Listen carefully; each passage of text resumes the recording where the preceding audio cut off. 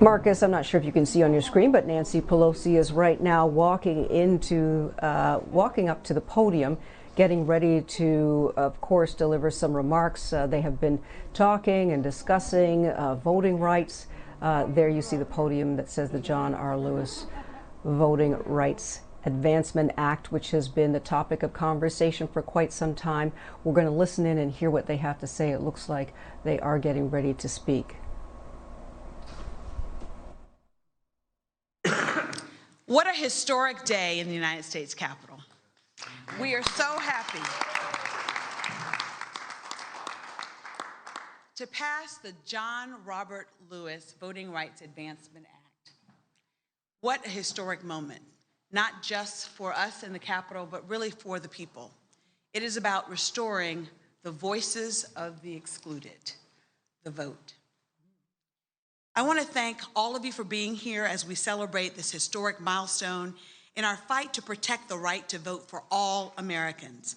I want to extend a special thank you to Speaker Nancy Pelosi, Leader Steny Hoyer, and Majority Whip James Clyburn for your continued leadership and attention to the need of the American people to get this bill across the finish line.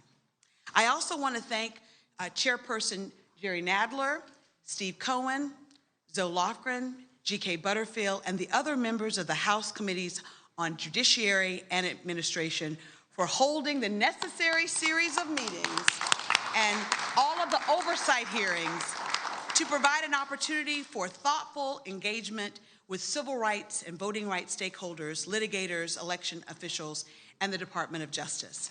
Similarly, I want to thank the Tri-Caucus. Special thanks to Chairperson Joyce Beatty, to Raul Ruiz, as well as Judy Chu, and the rest of the Tri-Caucus members for their support and engagement throughout this process. Lastly, I want to thank all of the witnesses and organizations that participated in the series of congressional oversight hearings held by the House committees on the Judiciary and Administration. When I think about this day, I filed this bill in 4 successive Congresses since the Shelby versus Holder decision gutted pre-clearance Section 5 by finding the Supreme Court found that Section 4 was unconstitutional. This day is bittersweet for me because it's the first time that we've introduced this bill without our beloved Congressman John Lewis. I know that John's smiling because we're doing the people's work by ensuring that every American has an equal access to the ballot box.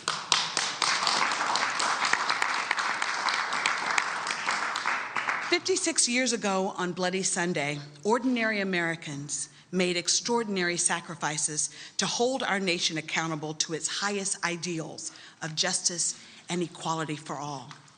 There on the Edmund Pettus Bridge that looms large over my hometown of Selma, Alabama, many brave foot soldiers like our beloved colleague John Lewis, Amelia Boynton Robinson, and so many others fought, bled, and died for our sacred right, that fundamental right to vote. As direct beneficiaries of their legacy, we have been singularly focused on ensuring that their contributions to this nation will live on. That's why I'm so proud to celebrate today the House passage 219 to 212. Yes, H.R. 4, the John Robert Lewis Voting Rights Advancement Act. You know, for me, not only is this bittersweet to not have John here, I started today by talking to our Democratic caucus about the State of the Union during the 2015 when we had the Selma to Montgomery March, and my special guest was 103-year-old Amelia Boynton Robinson. I have a little post-it on my bathroom wall in Alabama, and it says, "Do your own work." Because Amelia Boynton Robinson at 103 said to all the people who came up to her that day at the State of the Union, everyone to a person said, "Oh, Miss Amelia, we stand on your shoulders, we stand on your shoulders." She said, "Get off my shoulders and do your own work." So I am so happy that today we've done our own work and that we're going to continue to do the work of the people. And I'm just excited to be standing here with such dynamic leaders, and I'm speechless, actually. The girl from Selma, because the boy from Troy is not here. But I just want to say to my constituency, Birmingham, Montgomery, my hometown of Selma. It's not just that I represent you all each and every day in Congress. I represent the legacy that is the civil rights and the voting rights movement. It is a legacy that we should honor each and every day, not just on this monumental milestone, because we do stand on the shoulders of giants, people who sacrifice, who had the courage and the temerity to stand up to impossible odds, so that what we do today in making sure that we honor and restore the vote, V-O-T-E, voices of the excluded. Right. Voices of the excluded. What we do today, we do for the people. I want to now introduce our fearless leader, who made sure that we had the votes for the rule, as well as the votes to pass this bill. You honor me so often by coming to Selma, Alabama, and walking on that pilgrimage. So do you, Stenny, and so do so many of you have walked across that bridge with John Lewis. And we know that John is smiling because we got into some good trouble today, some really good trouble today. And with that, I'd like to bring the speaker up. Thank you again for your leadership. Thank you. Really appreciate it. Congratulations to Terry Sewell for her relentless, persistent leadership and advocacy for this Voting Rights Act. Little did we know when it would be finally passed here in the House that John would not be with us. But I do know that he is with us in spirit, and as Congresswoman Sewell said earlier, he's kind of looking down on us with great pride. Certainly pride in Terry Sewell. The district that she represents is full of history, but she is making progress in addition to honoring that history.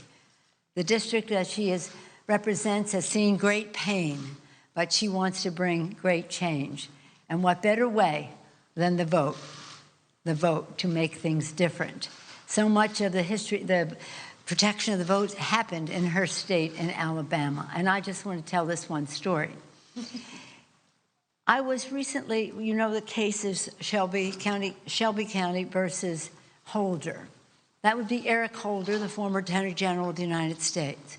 Right now, he's working very hard to pass H.R. 4, H.R. 1, have fairness in our elections and the rest. And I saw him recently, and I said to his wife, Sharon, thank you for sharing Eric with us all, because the work he's doing for voting rights is just so remarkable, so remarkable. And she said to me, you don't have to thank me for his doing that work. And she showed me a picture of Lyndon Johnson signing the Voting Rights Act. Lucy Baines is right behind him. She was with all of you last week. When she was here with you before, she said, I was standing behind my daddy when they did the voting rights. She's standing right behind her daddy. But a few steps away is Sharon's sister. Yeah. She was the first one of the first to try to go to college in the University of Alabama that George Wallace prevented. So she said, you don't have to thank me for the work that he does for voting rights. It's completely in our family. So John Lewis was about connections, and how he fought the fight himself, revered the past that brought him to the place he was, and looked to the future. How proud he would be of our Texas friends who are here for the courage they are showing for the vote. So here we are. As Stenny and others will attest, we were here when we passed the bill in 2006. 2006, it was overwhelmingly bipartisan. In the House, nearly 400 votes. In the Senate, unanimous. And we walked down those steps in a bipartisan way, the steps of the Capitol, to just celebrate together. Then President Bush signed the legislation with great pride. With great pride. And with great pride, he came to Selma, Alabama, and for the 50th anniversary of the march, and he was welcomed with great pride. With Miss Laura. And that was a pretty wonderful honor to have Mrs. Bush and Laura Bush there as well. But in any event, to thank all that you have acknowledged, of course, Steny, Mr. Nadler. Mr. Clyburn isn't here, but this is what his life has been about. Steve Cohen and his committee did such a great job. G.K. Butterfield, Zoe Lofgren, Joyce Beatty, Judy Chu, and Chuy Garcia, who is here from the Hispanic Caucus.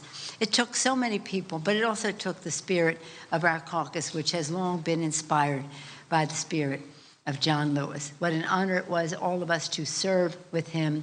What a further honor it is to pass legislation in his name, and how fortunate we are to have such a great sponsor of the bill. Persistent, persistent, persistent. Terry Sewell. Thank you, man. Thank you so much. Now it is my pleasure to yield to someone who's been on this case for a very long time as well.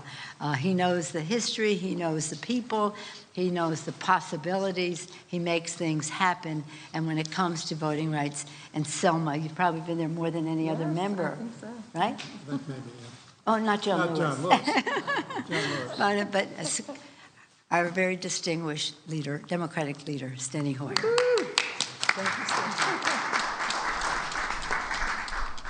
Thank you very much. This has been breaking news. House Speaker Nancy Pelosi celebrating the passage of the vote on the John Lewis Voting Rights Act. Again, it passed in the House. This will ensure that every American will have equal access to the ballot box. The legacy of the civil rights and voting rights movement lives on. Analysis coming up. Stay with us. This is BNC.